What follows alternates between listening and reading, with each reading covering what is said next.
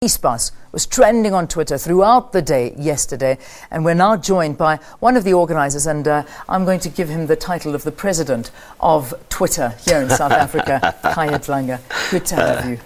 Good to have you here. You arrived back 2 hours ago. Yes, and you've just come into the studio just to tell us about this. Yeah. Khaya, this was an amazing thing that you did. You just in 2 days decided you're going to rally up support, get people on a bus, travel down to Durban just to march against this. Yeah. What inspired it from your side? You know, for me, I think I really was frustrated by what I was saying, and I got really tired of just complaining on social media, because I felt like maybe I needed to do something tangible. We needed, as a group of people, to find something tangible, and you know, I called up Shaka Sisulu, and then I was like, we need to do something. I think we need to go to Durban on Thursday, for the march on Thursday. And he was like, oh, okay, sure, let's make it happen. And I know someone who owns a bus company who can hire a bus, and then we started spreading it like on social media, literally, from us organizing it to it happening. To getting on the bus, it was 12 hours. That's amazing.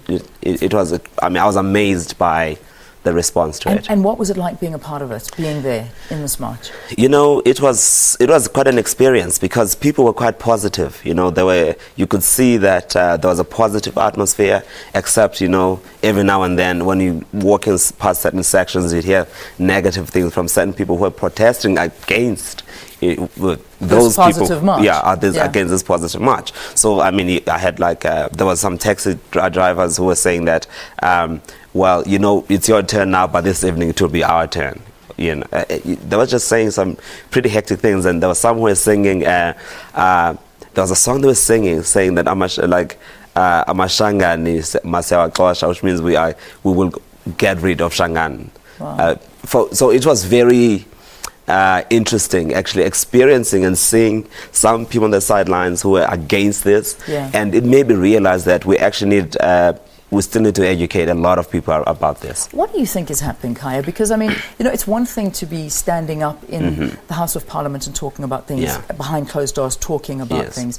One thing you do is, and what I love about following you on Twitter, is you engage in conversations. You will suddenly think of a topic and you'll talk about it, and you'll engage, you'll reply, and everybody will have this big debate thanks to your thoughts.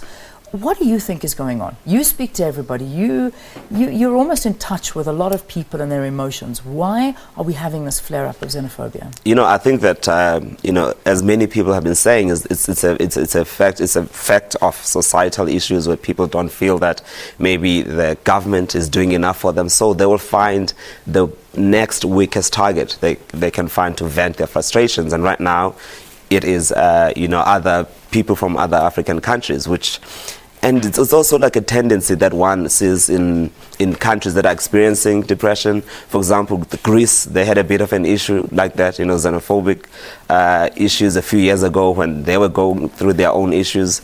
Russia, I think it always happens when people feel frustrated and they don't know who to or how to vent their frustrations. So the easiest target is always someone who seems different and who is weaker.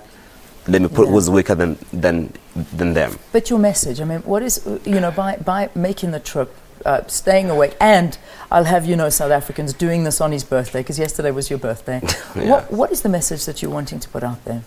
I think for me, the message that I actually like to put out is that for every single South African, to speak to someone, because we all know someone who either lives in the township or lives in the rural area, or who does, I don't know, wherever. But I feel we almost need to spread a positive message to the people, an educational drive, I suppose, a one-on-one educational drive, because it's, I think just marching, yes, it creates awareness, but you're not educating people about anything. So I feel there needs to be an educational process throughout the country. And for me, what frustrates me is that this will die out, and 6 months later again, and another incident happens somewhere else. So what do we need to make sure that this doesn't happen in the next 6 months again? Yeah.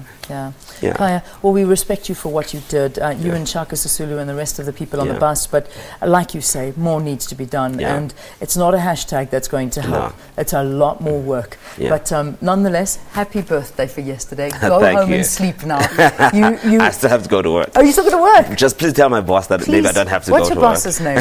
Sharon. Sharon, please give him a day off. Please can Khaya have the day off? Please, I'll send a letter. I'm writing a letter now. Khaya, thank you for coming in. Thank you so much for being with us here on the program. All right, let's take a